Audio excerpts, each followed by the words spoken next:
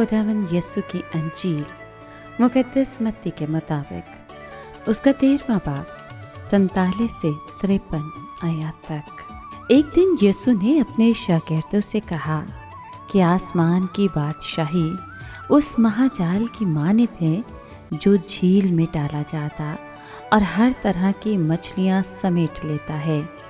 जब वो भर गया तो उसे खींच लाते हैं और किनारे पर बैठकर अच्छी अच्छी बर्तनों में जमा कर लेते हैं और जो काम की ना हो फेंक देते हैं। दुनिया के आखिर में ऐसा ही होगा।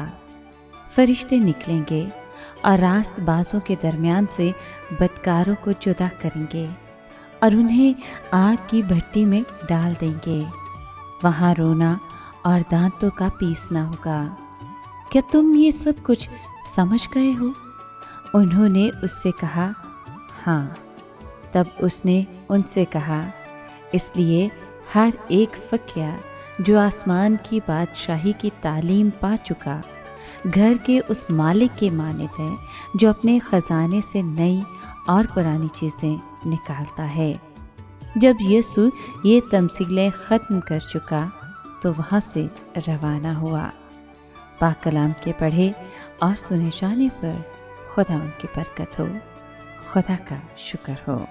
अजीज़ दोस्तों, आज की तलावत में मौजूद तमसीलें कड़वे दाने और गेहूं की तमसील से ममासलत रखती हैं।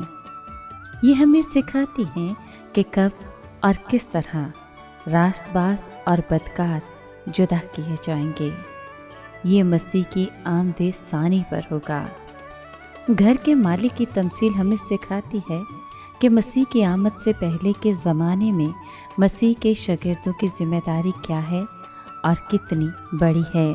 यीशु ने इन तमसीलों के ज़रिए अपने गांव के लोगों को ये बताने की कोशिश की कि वो रास्तबाज बने और बदकारी को छोड़ दें। लेकिन तमसीलों के सिलसिले के बाद हमें अंजीलों में मसीह के अपने गांव में बेईमानी के बुरे नताइज देखने को मिलते हैं। बेईमानी जिसकी जड़ हसद में होती है, हमेशा खुदा की बादशाही के काम में रुकावट का बाइस बनती है।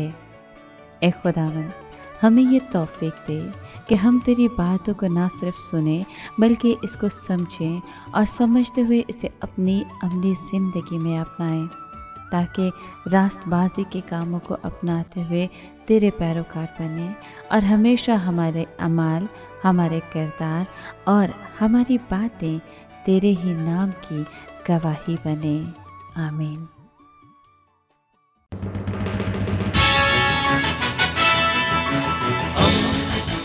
दोस्ती का पैगंबर, रेडियो वेरितास एशिया।